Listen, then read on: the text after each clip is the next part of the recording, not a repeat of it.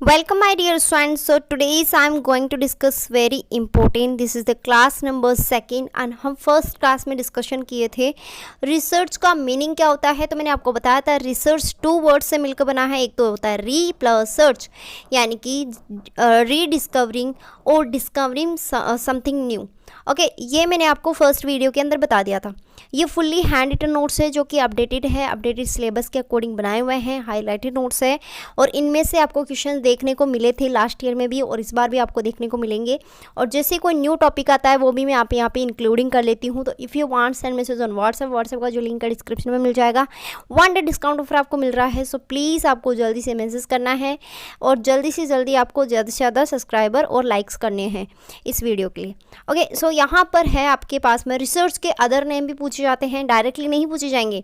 Research नाम नहीं देंगे आपको क्वेश्चन में, फिर से बता रही हूँ मैं। वहाँ पर आपको देंगे एक्सप्लोरेशंस, एनालिसिस एंड टेस्टिंग, और इन सबको आपको ध्यान में रखना है। बिकॉज कभी कभी एनालिसिस नाम दे देते हैं तो भी यार आप बोलोगे कि मैंने तो कुछ पढ़ा ही नहीं था एनालिसिस के बारे में। तो एनालिसिस का मतलब होता है रिसर्च। आप वहाँ पे आप देखोगे एक्सप्लोरेशन नाम दिया हुआ है तो आपके माइंड में आएगा कि यार ऐसा नाम तो मैंने सुना ही नहीं था, ये कहाँ से आ गया और ये कौन सी यूनिट का है। तो ये भी क्या है, रिसर्च एप्टीट्यूड से ही है। तो आपको मैं कुछ की पॉइंट्स हैं, आपको मेरे नोट्स के अंदर ऐसे की पॉइंट्स मिलेंगे जो कि डायरेक्टली आपको हेल्पफुल करेंगे यूजीसी नेट क्रैक करने में। ओके, सो हम बात करने वाले हैं इंपॉर्टेंट नोट के बारे में, जो कि मैंने अभी लास्ट वीडियो में बताया था।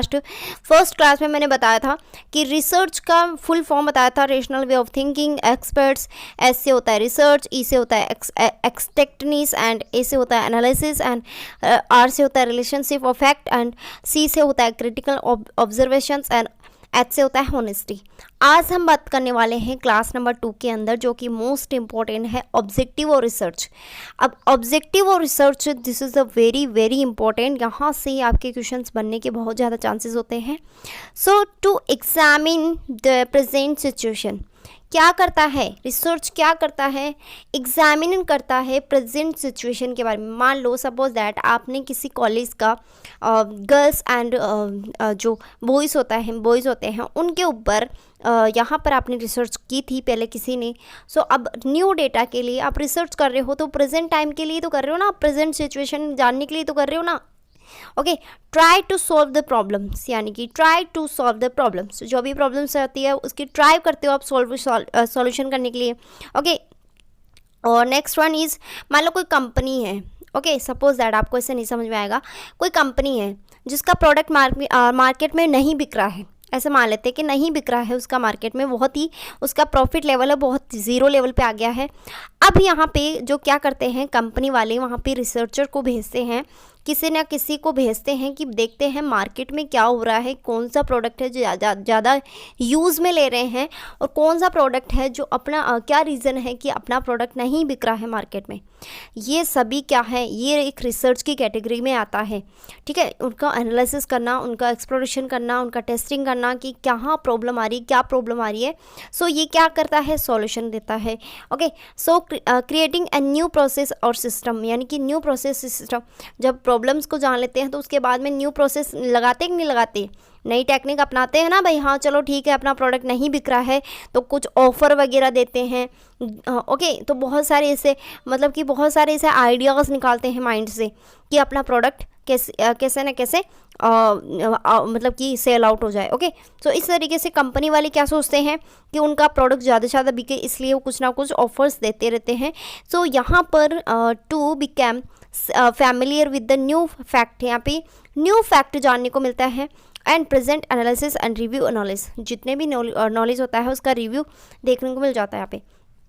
अगर हम बात करें करैक्टरिस्टिक्स की, जो कि मोस्ट इम्पॉर्टेंट है, यहाँ से आपके क्वेश्चंस बनते ही बनते हैं।